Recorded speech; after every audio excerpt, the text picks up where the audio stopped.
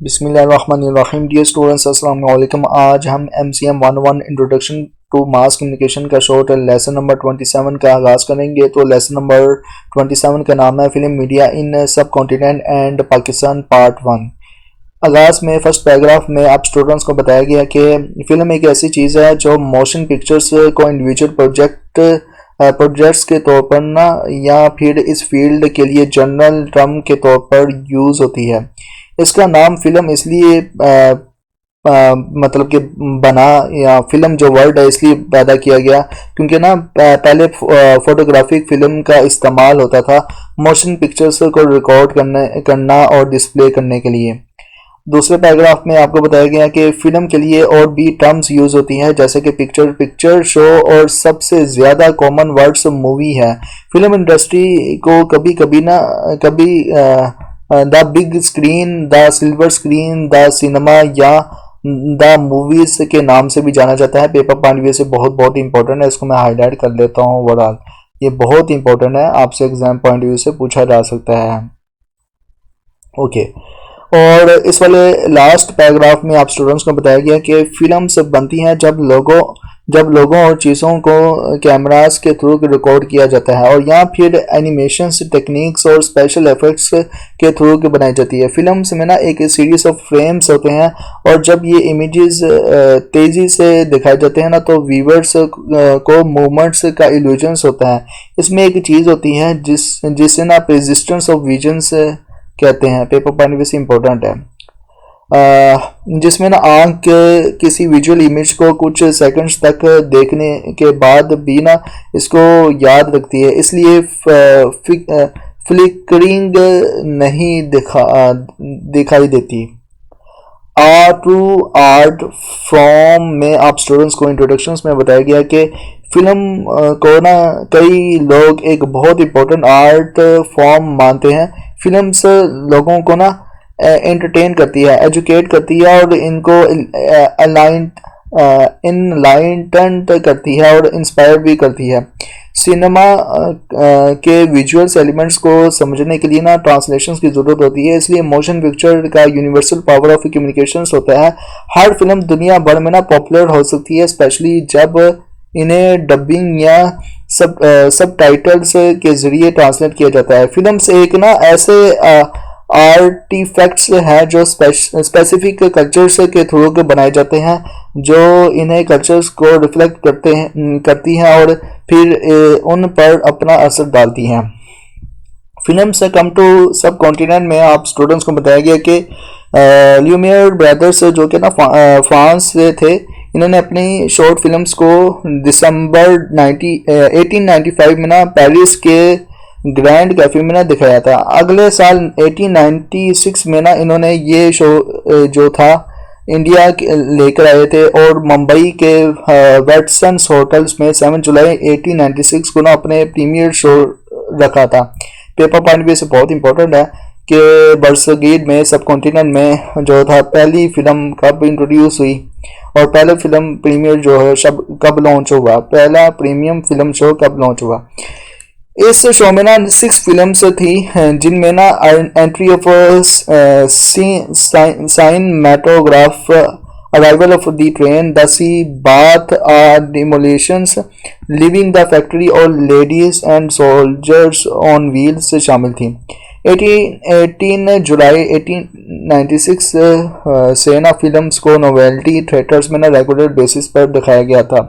In films के entrance tickets का दाम जो था, टिकट्स की जो कीमत थी 4 आनास, मतलब कि 4 आने थी तब, 1 रुपये, 4 आने से लेकर 1 रुपये थी उस दौर में इस जो थी टिकट्स फिल्में देखने के लिए। ओके इस वाले पैराग्राफ में आप स्टूडेंट्स को बताया गया कि राजा हरिश्चंद्रा 1930 में पहली साइलेंट फीचर फिल्म थी जो सब कॉन्टिनेंट में बनाई गई थी और ये फिल्म जो थी वो दादा साहिब पालकर ने बनाई थी। 1930 तक फिल्म इंडस्ट्री हर साल 200 से ज़्यादा फिल्म्स बनाने लगी थी। इंडिया की पहली sound film Alam Ara paper पानी से बहुत इंपॉर्टेंट है 1931 थी जो सुपर हिट थी। इस टाइम तक ना क्लियरली एक बहुत बड़ा मार्केट बन गया था, जहां टालकीज और म्यूजिकल्स का डिमांड बहुत बढ़ गया था। बॉलीवुड और रीजनल फिल्म्स इंडस्ट्री ने भी जल्दी साउंड फिल्मिंग पर स्विच कर दिया था। लास्ट पैराग्राफ में आप स्टूडेंट्स को बताया गया कि 1930 और 1940 बहुत ही ना कम्प्लेक्स वक्त था। जैसे कि दुनिया के बाकी हिस्से सब कॉन्टिनेंट को भी ना great depression, world war two, India independence movement और पार्टीशंस के वायलेंस ने हिला कर रख दिया था। इस दौरान कई फिल्म मेकर्स ने सोशल इश्यूज को ना अपनी फिल्म्स के पार्ट बनाए या फिर अपनी फिल्म्स के प्लॉट्स में स्ट्रगल्स फॉर इंडिपेंडेंस को शामिल किया था। लेट 1950 में ना Bollywood film makers black and white से कलर में कन्वर्ट हो गई थी। लेविश रोमांटिक म्यूजिकल्स और मेलो ड्रामास सिनेमा में ना कॉमन हो गई थी। सक्सेसफुल एक्टर्स इस वक्त में ना देव आनंद, दिलीप कुमार और राज कुमार थे। पेपर पॉइंट भी से बहुत इंपॉर्टेंट है। कंट्रोवर्सीज, इसमें आप स्टूडेंट्स को बताया गया है अकोसेशंस ऑफ प्लेजरिज्म, मतलब कि प्लेजरिज्म के जो थे इश्यूज वो भी आने लगे थे। फर्स्ट पैराग्राफ में आप स्टूडेंट्स को बताया गया है कि प्रोडक्शन से शेड्यूल बहुत टाइट और बजट बहुत कम था, इसलिए ना कुछ राइटर्स और म्यूजिशियंस को ना प्लेजरिज्म का सहारा लेना पड़ा था। वो हॉलीवुड और दूसरी वेस्टर्न मूवीज या वेस्टर्न पॉप हिट्स से ना प्लॉट लाइन्स और ट्यून्स कॉपी करते थे।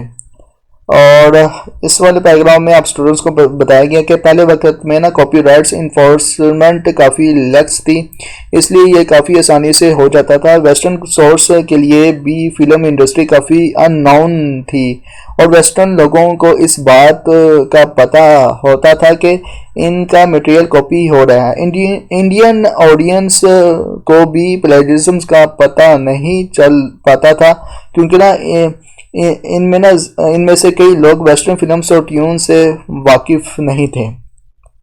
ओके, और लास्ट में इस वाली लाइन में आप स्टूडेंट्स को बताया गया कि आज के टाइम में ना जब कॉपीराइट इन्फोर्समेंट ज़्यादा फेमिलियर है तो फ्लैग्रेंट प्लेजरिज्म कम हो गई है, लेकिन ये बात अभी भी ना पूरी तरह से कंफर्म नहीं हो सकती। और पी सिनेमास टाइम्स में फर्स्ट पैराग्राफ में आप स्टूडेंट्स को बताया गया कि एपिक्स की कहानियाँ सुनने का एक पुराना तरीका था, जिसमें ना हैंड ड्रॉन टेब्लर इमेजेस को स्क्रॉल पेंटिंग में दिखाया जाता था और साथ में लाइव साउंड्स भी यूज़ होता था। और ये कहानियाँ ज़्यादातर ना गॉड्स और गॉडनेस की होती थी और धीरे धीरे ना इनको पेंटेड ग्लास स्लाइड्स के थ्रू ना दिखाया जाता था, जो मोमेंट्स का इल्यूजन्स क्रिएट करती थी। इसलिए ना जब ह्यूमर्स ब्रदर्स के रिप्रेजेंटेटिव ने 7 जुलाई 1896 को मुंबई के वेस्टर्न होटल में पहली बार पब्लिक शोइंग रखी, तो ऑडियंस को ना कोई शौक नहीं लगा। वो एक्सपीरियंसेस इनके लिए ना कुछ न्यू नहीं थे और इन्होंने इस न्यू फिनोमेना को ना एक फेमिलियर चीज़ समझा था। इस वाले पैराग्राफ में आप स्टूडेंट्स को बताया गया कि कलकत्ता में हीरालाल सेन ने कुछ प्लेयर्स की ना सीन्स को फोटोग्राफ किया था जो क्लासिक थिएटर्स में हो रहे थे। ऐसी फिल्म्स को ना स्टेज परफॉर्मेंस के बाद दिखाया जाता था और ये या फिर उन वेन्यूज तक ले जाया जाता था जहां स्टेज परफॉर्मेंस नहीं पहुंच पाती थी। और ये आइडिया बहुत एक्साइटिंग था लोगों के लिए, क्योंकि ना इस तरह रिकॉर्डेड इमेजेस के ज़रिए वो अपनी परफॉर्मेंसेस को ना बहुत बड़ी ऑडियंस तक पहुंचा सकते थे। 20th सेंचुरी के पहले डिसाइड में ना लाइव और रिकॉर्डेड परफॉर्मेंस को एक ही प्रोग्राम में कंबाइन कर दिया गया था। Influences of traditional arts, music, dance on cinema में इसमें बताया गया कि सब कॉन्टिनेंट के सिनेमा पे ट्रेडिशनल आर्ट्स जैसे कि म्यूजिक, डांस और पॉपुलर थिएटर्स का ना बहुत ज़्यादा असर था और ये आर्ट्स लगभग तकरीबन 80 साल से चल रहा था और इसी वजह से ना सब कॉन्टिनेंट की सिनेमा में सॉन्ग और डांस सीक्वेंस का इंक्लूजन्स का ट्रेंड शुरू हुआ था जो आज भी चल रहा है। फर्स्ट लोकल फिल्म शोइंग राजा हरिश्चंद्रा अच्छा, बहुत इंपॉर्टेंट है, फर्स्ट लोकल जो फिल्म थी। इसमें बताया गया कि दादा साहिब फाल्के ने दादर में मेन रोड पे अपनी स्टूडियो बनाया था, सिनेरियो लिखा, सेट बनाया और अपनी पहली फिल्म राजा हरिश्चंद्रा की शूटिंग 1920 में शुरू की थी। और ये फिल्म 1930 में 21 अप्रैल को कोरोनेशन सिनेमा में रिलीज हुई थी, जिसमें स्पेशल इनवाइटीज और प्रेस के मेंबर्स को बुलाया गया था। फिल्म बहुत ज़्यादा पसंद की गई और एक ज़बरदस्त कामयाबी जो थी हासिल की थी इस फिल्म ने। और इस वाले पैराग्राफ में आप स्टूडेंट्स को बताया गया कि दादा साहिब फाल्के, अच्छा ये है डायरेक्टर दादा और डायरेक्टर भी थे, पेपर पॉइंट से बहुत इंपॉर्टेंट आपसे पूछा जा सकता है। दादा साहिब फाल्के एक ऑर्थोडॉक्स हिंदू परिवार से थे, मतलब कि फैमिली से थे। अब परिवार जो है वो इंडियन वर्ड है जो बोला जाता है, तो लिहाजा मैंने यहाँ पे इसलिए इस्तेमाल किया क्योंकि ना ये हिंदू हाउस होल्ड जो है वर्ड इस्तेमाल किया गया। तो जहाँ रिलीजियस रूट्स काफ़ी ना मजबूत थे, जो टेक्नोलॉजी ने मूविंग इमेजेस के थ्रू ना कहानियाँ सुनने का तरीका दिया था। तो फाल्के ने अपनी पुरानी एपिक कहानियों से ना इंस्पायरेशंस ली थी। राजा हरिश्चंद्रा की ज़बरदस्त कामयाबी के बाद फाल्के ने और भी मैथोलॉजिकल फिल्म्स बनाई थी, जैसे कि मोहिनी बासमर 1914, जो पहली बार एक औरत को कैमरा के सामने लाई थी। कमलाबी गोखले इन्होंने और भी सिग्निफिकेंट फिल्म्स बनाई थी, जैसे कि स्टेवान सोवित्री 1914 में, स्टेवादी राजा हरिश्चंद्रा 1917 में लॉन्च हुई थी, लंका धान 1917 में, श्री कृष्णा जन्मा 1918 में और कालिया मार्डन 1919 में लॉन्च हुई थी। पेपर पॉइंट वैसे इंपॉर्टेंट तो नहीं है लेकिन वहाँ पर आके पूछा जा सकता है। रीजनल सिनेमा में आप स्टूडेंट्स को बताया गया कि इस सेक्शन में ना हम सब कॉन्टिनेंट के अलग अलग रिलीजियंस की फिल्म इंडस्ट्री के बारे में बात करेंगे, जहाँ फिल्म आर्ट ने अपना रंग दिखाया। लाहौर का जिक्र होगा तो जो एक ऐसा शहर था जहाँ फिल्म इंडस्ट्री ने बहुत ज़्यादा तरक्की की थी। इसके बारे में ना हम अगले सेक्शंस में बात करेंगे जब पाकिस्तान में सिनेमा की बात होगी तब। साउथ सब कॉन्टिनेंट में आप स्टूडेंट्स को बताया गया कि साउदर्न इंडिया में ना पहली फिल्म 1960 में बनी थी, जिससे आर नटराज मोडालेर ने डायरेक्ट किया था और इसका नाम था केचाकर वंदम, जैसे कि टाइटल से ही पता चलता है। ये भी महाभारता की एक मिथोलॉजिकल कहानी पर बेस्ड थी। एक और फिल्म वाली थिरु मोनम 1921 मद्रास में बनी थी, जिसे ना वेटाकर ने डायरेक्ट किया था और ये बॉक्स ऑफिस पे बहुत सक्सेसफुल हुई थी। और इस वाले पैराग्राफ में आप स्टूडेंट्स को बताया गया कि बंगाल में जो एक रिच कल्चर और इंटेलेक्चुअल रीजन है, वहाँ पहली बंगाली फीचर फिल्म 1917 में बनाई गई थी और ये फिल्म राजा हरिश्चंद्रा के रिमार्क्स थे और इसका नाम था सत्यवादी राजा हरिश्चंद्रा, जिसमें ना रस्टोमीजी दोतवेला ने डायरेक्ट किया था। बॉम्बे की फिल्म इंडस्ट्री से कम प्रोफोलिक होने के बावजूद कलकत्ता में ना साइलेंट एरा के दौरान तकरीबन 122 फीचर्स फिल्म बनाई गई थी। ओके, मज़ीद इसमें आपको तामिल के बारे में बताया गया। तो तामिल में पहली जो फीचर फिल्म जो खींचा कावाथम थी, जो साउथ इंडिया की पहली फिल्म थी और इससे 1916 से 17 के बीच में ना नटराज मोडालायर ने डायरेक्ट किया था। कोलकाता फिल्म इंडस्ट्री की बात करें तो इसमें बताया गया कि मैडन थिएटर्स कोलकाता के अंदर ना शरीन फरहाद और लैला मजनू 1931 में ना जैसे वेल कंपोज्ड और रिकॉर्डेड म्यूजिकल्स बनाई गई थी। इस फिल्म ने सॉन्ग्स को ऑडियंस में ना इस्टेब्लिश किया और इनका सिनेमा पर बहुत गहरा असर पड़ा था। कैंडिडास 1932 बंगाली जो एक विष्णुवती पोइट प्रीजिट्स की कहानी थी जिससे लो कास्ट वाशर वुमेन से मोहब्बत हो गई थी।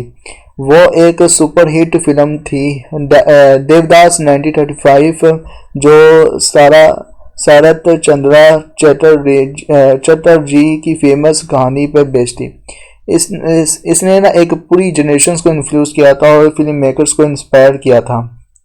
सिनेमा स्टार्ट्स टॉकिंग में आप स्टूडेंट्स को बताया गया कि 1930 के दौरान साइलेंट सिनेमा जो कि सब कॉन्टिनेंट में चल रही थी अब बात करने लगी थी। गाने जो थे वो होने लगे थे और डांस सीक्वेंस से शामिल होने लगा था।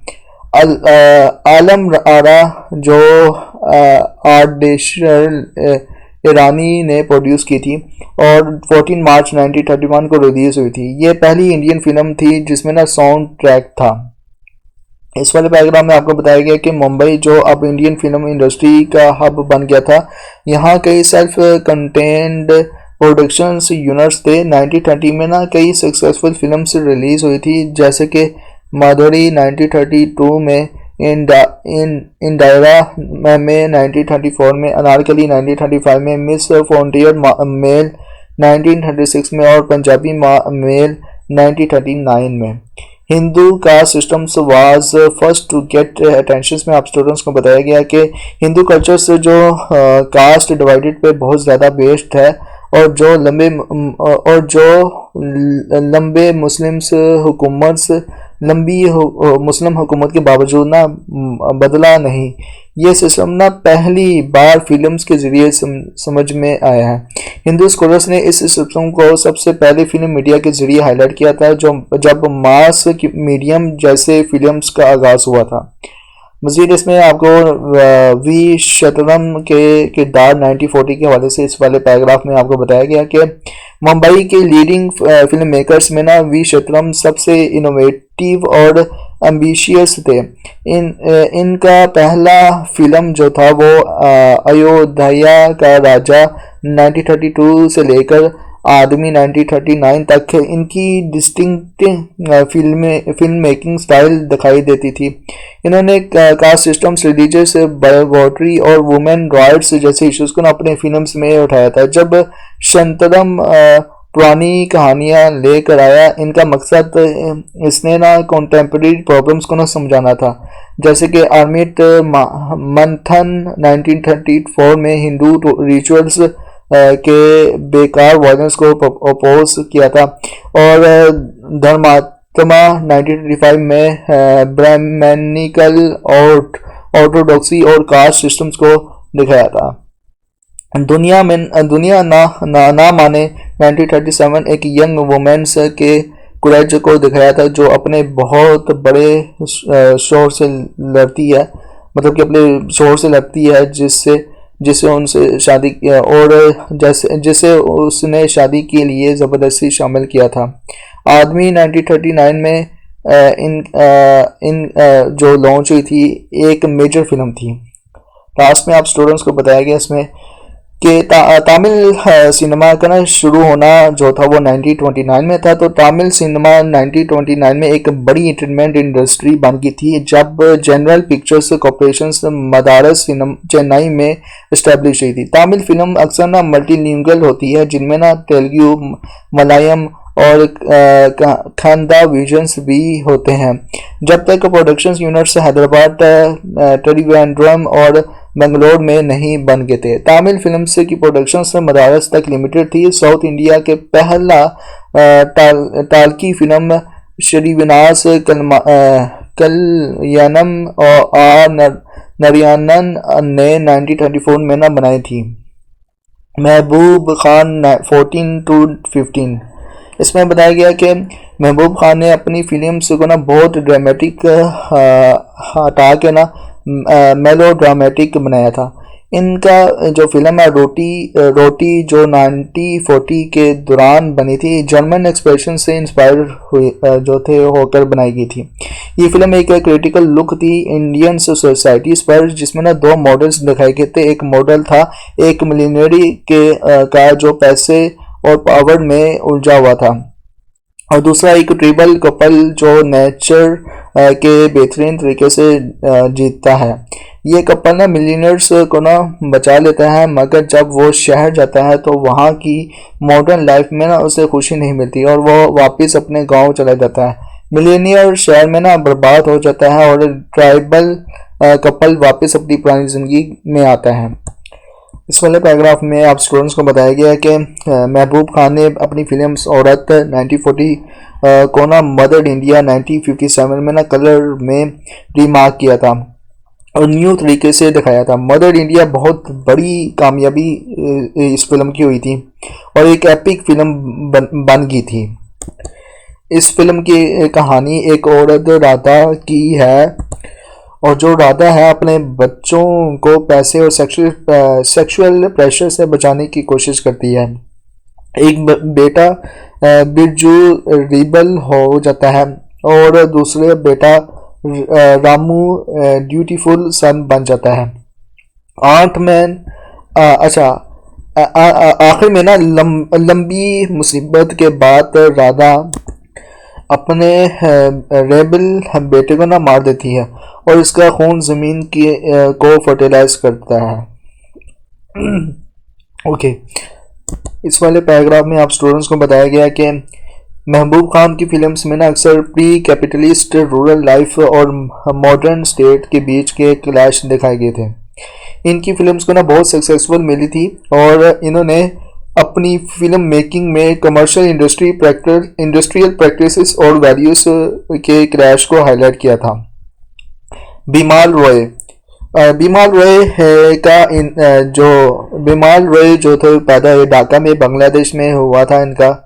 मतलब कि ढाका बांग्लादेश में है, तो बांग्लादेश ढाका में बीमाल रॉय पैदा हुए थे। इन्होंने सिनेमा में कैमरा असिस्टेंट के तौर पर ना काम शुरू किया था। इनका पहला डायरेक्टोरियल फिल्म जो था वो उदाया पाथी 1944 थी। बीमाल रॉय ने पोस्ट वर्ल्ड वार एरा में ना रोमांटिक रियलिस्टिक मेलोड्रामास को इंट्रोड्यूस किया था, जो बंगाल स्कूल स्टाइल के दो सिक्का के स्टाइल से इंटीग्रेट करता है। दो बीघा जामिन 1953 और सुजाता इनके दो फेमस फिल्म्स थी। दो बीघा जामिन में ना रूरल लोगों का शहर की तरफ माइग्रेशन दिखाया गया था और इनकी डिग्रेशंस भी थी। बीमाल रॉय ने इस ट्रेजिक सिचुएशंस को ब्रेव और होपफुल सॉन्ग के जरिए ना लाइटन मतलब कि रोशनास करवाया था। सुजाता जो थी वो 1959 में जो थी लॉन्च हुई थी। ओके, और इसके अलावा सुजाता जो है वो 1959 में फिल्म लॉन्च हुई थी। तो सुजाता फिल्म में ना इन्होंने अनटचेबल क्लास के एक लोस्ट सोल्स की स्टोरी दिखाई थी, जो अपने आप को ना अर्बन मिडिल क्लास में ना फाइंड करती है, और ये फिल्म सोशल रिफॉर्म और क्लास स्ट्रक्चर्स के इश्यूज को समझाने की कोशिश करती है। राज कपूर में आपको एक न्यू फिल्म मेकर के बारे में बताया गया है। तो राज कपूर जो पैदा हुए थे वो पेशावर पाकिस्तान में पैदा हुए थे और वो पृथ्वीराज कपूर के बेटे थे। इन्होंने ना फिल्म इंडस्ट्री में ना क्लैपर बॉय के तौर पर काम शुरू किया था और बाद में इन्होंने अपनी जो प्रोडक्शंस कंपनी आर के फिल्म्स 1948 में बनाई थी और इनका पहला डायरेक्टोरियल फिल्म आग था। इन्होंने आवारा 1951 में और शरी 420 1955 में जैसे कि फिल्म्स बनाई थी जो सोशल रिफॉर्म्स पर फोकस करती थी। इन्होंने पॉलिटिकल इंडिपेंडेंस को लॉस ऑफ इनोसेंस की शक्ल में दिखाया था, जो स्टेबिलिटी का एक न्यू चेहरा था। Pakistan film history from 1896 to 1947 है। तो इसमें बताया गया है ओवरऑल के पाकिस्तान ने अपनी फिल्म हिस्ट्री इंडिया के साथ 1896 से 1947 तक शेयर की थी। लाहौर में बहुत सारी फिल्म्स बनाई गई थी और बहुत सारी पाकिस्तानी आर्टिस्ट ने अपने जो था वो दौर किया था, मतलब कि जब इंडिपेंडेंस तक ये जो था वो चलता रहा था सिलसिला।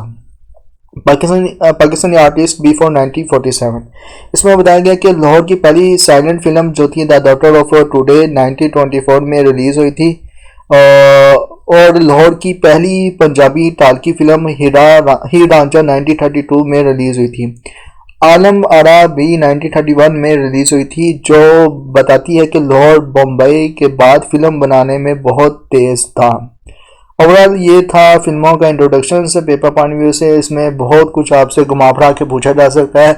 इवन डैट मैंने जो कुछ भी लेक्चर में डिलीवर किया तो मुझे ये खुद नहीं याद आ रहा कि कौन कौन सी फिल्म किस किस साल लॉन्च हुई, कौन कौन सी फिल्म किस किस टॉपिक पे थी, कौन कौन सी फिल्म क्या क्या है। ओवरऑल इसमें जो स्पेसिफाइड है ना, लाहौर का ज़्यादा पूछा जा सकता है, लाहौर का हो गया और इंडिया का हो गया, तमिल का हो गया, बंगाल का हो गया। बस ये इंपॉर्टेंट है कि इन शहरों में जो जो फिल्में बनी थी, राज हरिश्चंद्रा के ये जो है ना वो कहाँ पे पैदा हुए थे पूछा जा सकता है। इसी तरह आपसे पूछा जा सकता है कि ये को था फिल्म मेकर डायरेक्टर कहाँ पे है। अच्छा, महबूब खान, ये भी बहुत इंपॉर्टेंट है, बहुत बहुत इंपॉर्टेंट है, अक्सर इसके एमसीक्यूज आ जाते हैं। उसके बाद फिर एक और था, मेरे ख्याल से वो नीचे है, जो था राजा हरिश्चंद्रा तो बता दिया मैंने, और इसमें जो था महबूब खान भी बता दिया। हाँ, बिमाल भाई बहुत इंपॉर्टेंट, आपसे पूछा जा सकता है। बीच में भी कुछ है फिल्म मेकर्स या डायरेक्टर्स या प्रोड्यूसर्स, उनका डायरेक्टर्स का ही ज़्यादा पूछा जा सकता है पेपर पॉइंट व्यू से। अब इसका मैं लेसन का ओवरव्यू तो मैंने आपको दे दिया शॉर्ट में कि क्या कहाँ से पूछा जा सकता है ओवरऑल। तो अब मेरी रिक्वेस्ट है जाते हैं कि जिन स्टूडेंट्स ने अभी तक साइकोलॉजिस्ट कम्युनिटी यूट्यूब चैनल को सब्सक्राइब नहीं किया तो काइंडली प्लीज़ सब्सक्राइब करें, वीडियो को लाइक करें, क्लासमेट के साथ शेयर करें। इसके अलावा अगर आप इस्लामिक और मॉडर्न साइकोलॉजी के बारे में जानने में इंटरेस्टेड है तो Inner Psychoflix YouTube channel powered by psychologist community, इसको लाजमी तौर पर सब्सक्राइब करें और जानिए इस्लामिक साइकोलॉजी ही ग्रेट साइकोलॉजी है और हर टाइम आपकी हेल्पफुल रहेगी इस्लामिक साइकोलॉजी।